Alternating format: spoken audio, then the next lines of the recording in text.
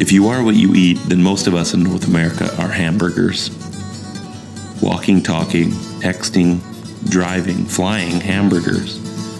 But some of us are wild because we eat wild food, foraged, hunted, grown, and harvested. Food from the land. Food that we are connected to. Healthy food, provided to us by our surrounding environment and put on our tables through hard work. It's hard harvesting wild food and sometimes dangerous, but it sure is nice to know where our food comes from.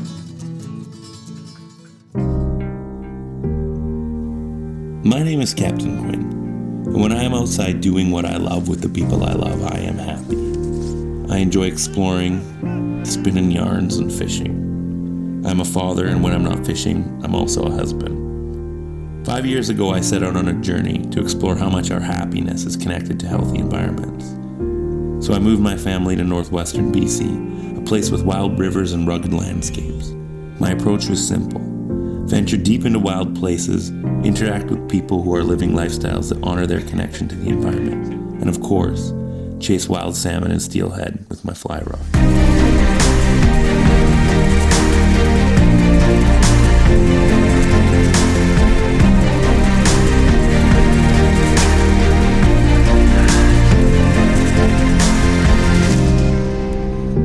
What I found was that the healthier our environment is, the happier we are able to be. Nice, son! This is Cast Northwest.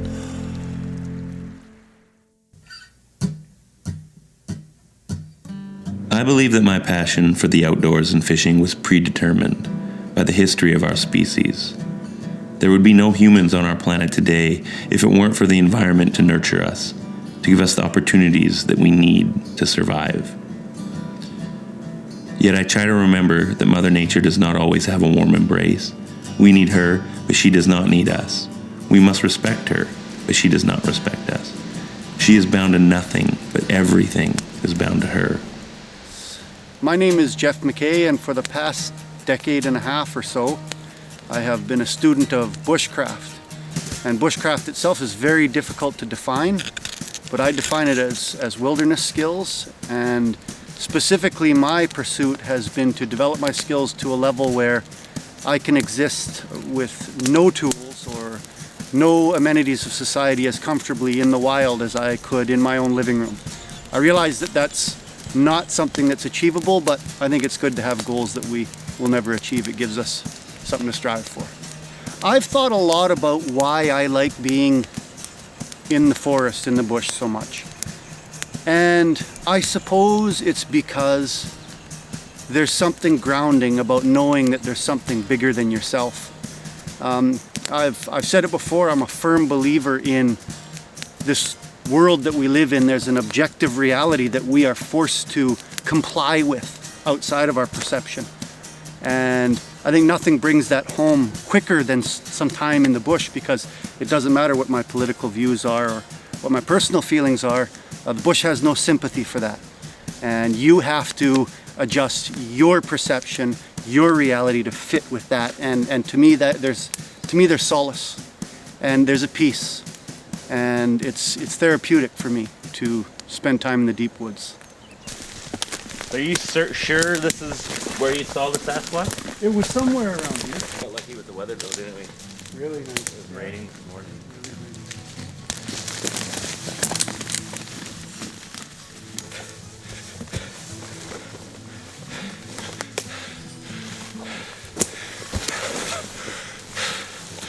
Jeff,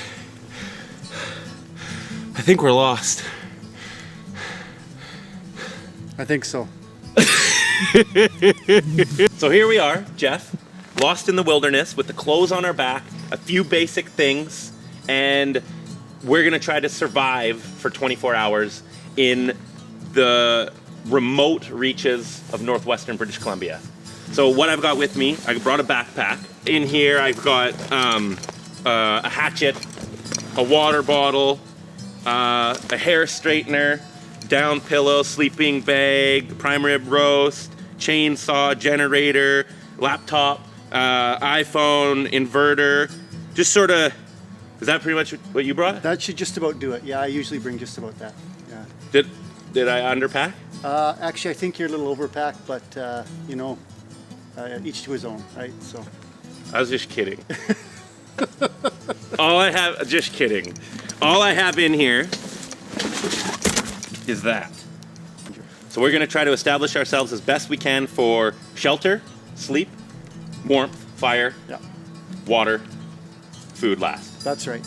I'm about to deploy the secret weapon, Quinn. Okay, let's see it. So there have been many ways suggested of carrying a saw blade, and one of the ways that is effective is inside of a belt. You have got to like be that. kidding me. And we have a 30-inch blade that I'll make into a buck saw here. So while I'm doing that, Did that come like that? no. Oh. While I'm doing that, it would be great if you gathered us a bunch of pencil-sized twigs like this into a hug-sized bundle, and we'll use that to get our fire going when we're ready. I think I can do that. Okay? First will be our shelter-fire combination. Shelter, fire. That's where we're going to start. Second. And then we may look at some water if we run out of water by then. Third. Third, way down the road, if we know that we've got our shelter set up properly, we may start looking for some edible plants or other food sources. But if you don't know what you're doing in that regard, it's not a good idea, because if you eat the wrong stuff out here, you can wind up worse than had you eaten nothing. So we'll just tighten her up.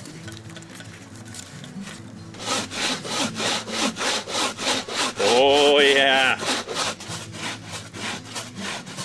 Lift it all up. Yeah. Don't drop it on my hand. Oh. Okay. The power buckle? The power buckle, we can do it over here again. That's good. Okay. So when I first spent the night in the bush like this, I used all logs like this all the way across, and then tried to build up with boughs.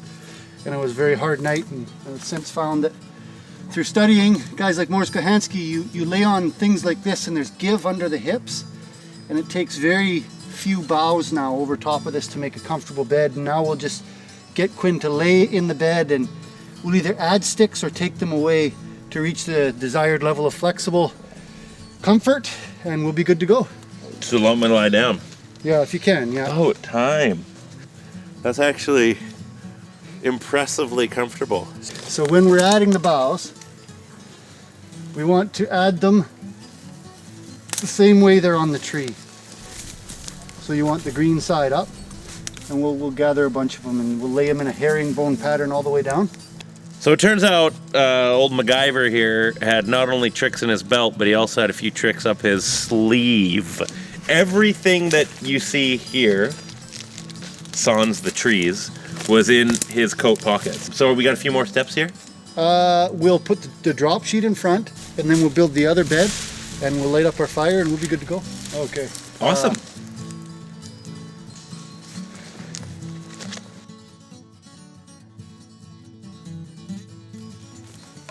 I'm gonna be honest. I'm gonna stop being so silly, and I'm gonna openly state that this is hard. Like really hard. I'm sweating, I'm tired. I could have gone to bed an hour ago. I think, yes, it is exhausting to get a proper camp set up, but now that we're set up, we're in good shape. If you look at it in terms of calories burned, up front, we probably burned a lot, working like workhorses. Yeah. We built the structure, but it's probably less than you would if you were up all night cold, wet, searching for firewood, scrambling around, no sleep. No sleep, wandering through the bush. That's right. That's generally not the best practice. So be prepared, come with the right stuff, and take the time to do it right. So phase 1 and phase 2, fire and shelter, most important. Yeah. There's not a chance we're getting to the fresh water or the food issue. We're getting to the fire stage now. We're not going to use a match and lighter. We're not going to do a friction fire. No. How are we going to get a fire going? So I think the method that we'll use is a method that I rely on quite a bit, called the ferroceronium rod. It's a metal match, is the bushman's term. It's the modern version of the old flint and steel, and we'll use that and see if we can make something work. And what's the advantage to that? Like I know there is an advantage. It takes up no weight in your pocket. If I were to fall in the water with the metal match on me, I would still be able to get out, and it would produce a flame right away, or a spark. And if you're good, if you practice, it's actually the most reliable way of getting a fire going. If you don't practice, then leave them at home and bring matches, because it's not going to work for you. Well, I'm not going to thank you yet. I'll thank you in the morning. but I will say that I'm impressed. And so we're just gonna keep feeding this fire all night. We have a couple chunks over there that should last us 4 or 5 hours when we throw them on. We've put out some of our larger chunks, and you can see they've already caught fire. We'll allow the fire to progress all the way along, and it'll be a long log fire as long as we are tall, so it heats us entirely. And then when it gets down, we'll throw some of our larger chunks on and get as much sleep as we can. And you know, the cold will wake us. We'll start to feel cold, and we'll get up and reload the fire until it gets gray or light in the morning, and then my advice is to head out.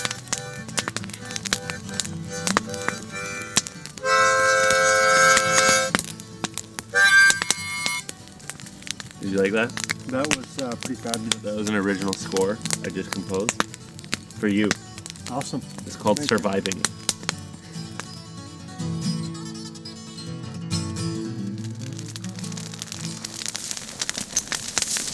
We survived.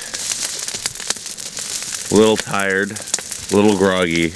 Wasn't the best sleep of my life. Last night there was a few little creaks and cracks in the woods, and it's a little spooky. This kind of thing is real. You know, this isn't an artificial environment we're in. If you don't work with what you have, then things aren't going to go well for you. But we would totally be able to spend another night out here. If we had to, we could. Fortunately, we don't have to. We're going to be at Tim Hortons in the next 20 minutes here. Okay. Well, thanks again, Jeff. Thank you. Appreciate it. Okay. If we are equipped with the knowledge and the tools, then everything we need to survive is accessible through Mother Nature. Sometimes all you need to get a good meal is an ice auger, some worms, and a fishing rod. My name's Richard Major. I'm from Thunder Bay, northwestern Ontario, and I'm a forester here in Terrace, BC. My outdoor hobbies consist of hunting, fishing, gathering wild edibles from the forest, and basically being outside. I enjoy fishing because I like the sport. I also like the fact that I know where my meat's coming from. You have a much deeper connection with the land when you can harvest and sustain yourself basically 100% from what's all around us. Everything's there, you just need to know where to find it. It's like a giant grocery store, really.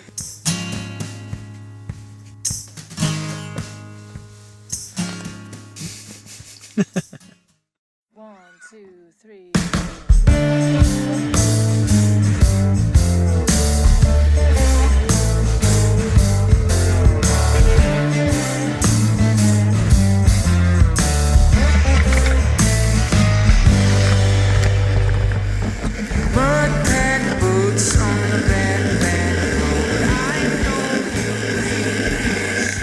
It is pretty awesome to have access to an environment that offers so many different sources of food, hey? I agree, it's completely incredible. I mean, it's like a giant grocery store. If you have the talent and the willingness to go harvest it, it's all there for you.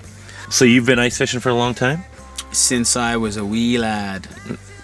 Why do they call it a Swedish nipple? Pimple. What? You using worms? Wiggling your worm down there in your hole? You got a worm wiggling down in that hole? There's two of them just picking away at it. Snow so hard I could sleep for days. I know you feel the same way. Fire's gone out and the north wind blows through the cracks in the shack. We take then you slip back. Look at it! But I feel you slipping away. Ah, you slip back home, back to the place where you don't wanna be. There's like just absolute monsters going back and forth and back and forth, and I've missed like 5. I've seen like a dozen. Some are huge. They're just these gorgeous footballs, eh? It's a nice fish, Captain.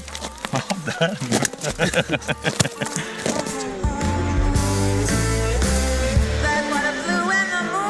says he. I know I feel the same way. Love with the sun I could dream of. Any luck over there? You jerking it hard? You look like you're jerking it hard. I'm jerking it real hard over here. Williams Wobbler.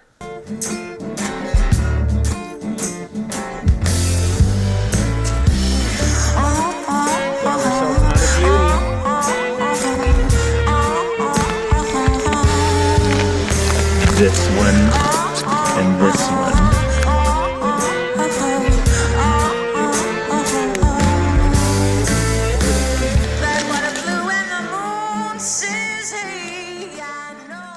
Look at that. Isn't that incredible? That is incredible. Isn't it? Isn't nature Nature. neat? Sure. Sure. Neat. Sure. But look at that.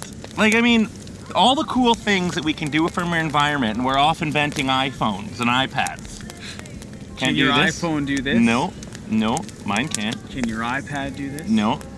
Can your TV do that? It stops at microwave and hot dogs. You can't beat this, hey?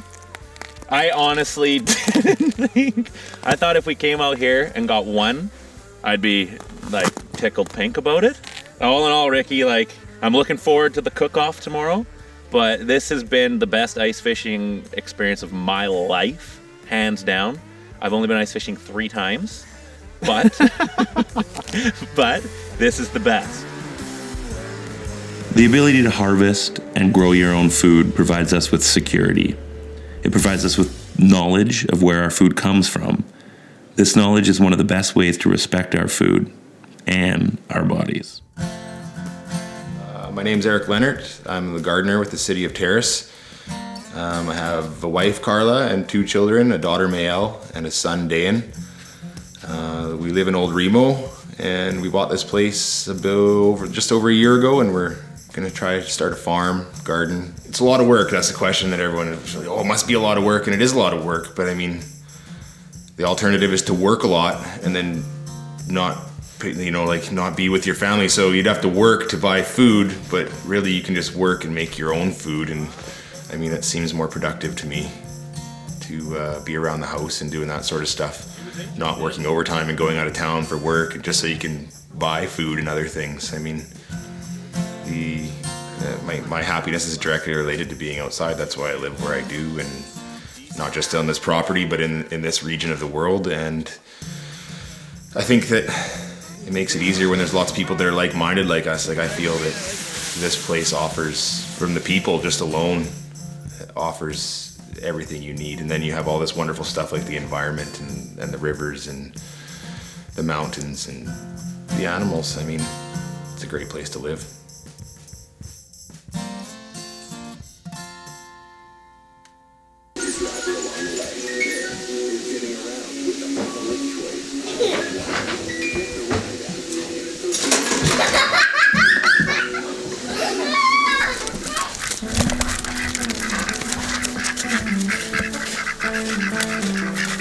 Yeah. So we got Skeena River sockeye that I caught this summer, smoking in the smokehouse that you and I built 4 years ago or whatever it was. Yeah. We've got, we're gonna eat that along with some pig, some duck, some rabbit that Ricky's bringing over, and some brook trout. Yeah. So we got lots of food that have all either been grown by yourself or harvested from the wilderness. So let's. I can't wait. Lots of work to do still. Let's get started. Get some Sherwood Mountain beer too. Yes, local beer. Yes. Awesome. Can't wait. You gotta have beer. Okay, put me to work. Let's go. Heroes and dames crowd the exit to the getaway, so we cling to the hill we call home. Ready to go? There is no world, so we sit and watch the king spin his fire wheel and hope that this cold leads to snow. Yeah. We could definitely tie some steelhead, some trout flies with this stuff.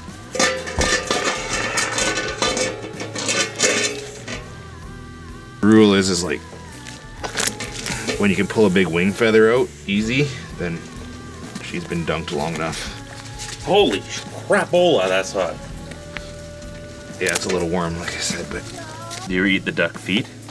The dogs do. The dogs do. Yeah. There you go. You get dog food, you get your food, you get the dog's food. I save a lot of the turkey feed in the freezer. They love them. They eat the whole thing. Delicious I stuff. do find too, the more you work for it, the less you want to waste it. You know what I mean? Like you're. I believe that. Oh, goodness me, that looks good. Vinegar and salt? Yes, please. Carrots, celery, onions, leek, rosemary, spigots of thyme, butter, chicken stock, some charcoal. I think it's gonna taste great. This Brook Trout is dead, so we're gonna eat him. Yeah? Have fun. How dead? This dead. It's that dead. Yeah. Now we're gonna sit there. Now we're gonna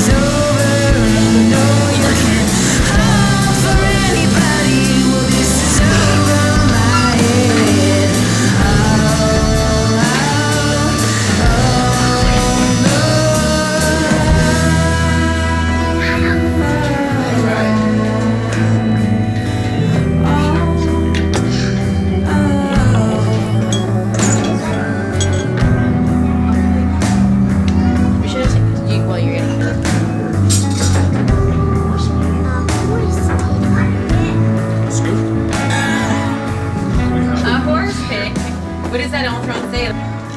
Sockeye, Chinook, rabbit.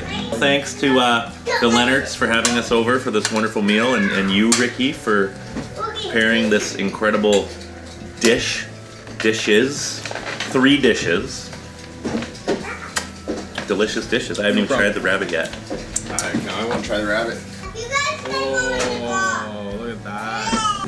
Well, here we are with this delicious spread of food among us. When you can feed your friends and your family with food that you've either grown or harvested from the environment, you've got to consider yourself among some of the wealthiest people on this planet. On that note, cheers. Here's to a wonderful meal, wonderful friends, wonderful family, wonderful company. Thank you, guys. Yeah, thanks for coming out. Yeah, thanks for having us. Can't wait to eat this. I know, it's been a long time coming. Sometimes we fool ourselves into thinking that we have dominion over our environment. Yet this planet has seen several mass extinctions. We need this Earth, but it does not necessarily need us. I think that it is a gift being here, and I hope that we are not overstaying our welcome. By spending time in the wilderness, by hunting, fishing, growing and harvesting our food, we honor our connection to this planet. And if we can live here, like we want to stay here, well, then maybe we do have a role to play after all.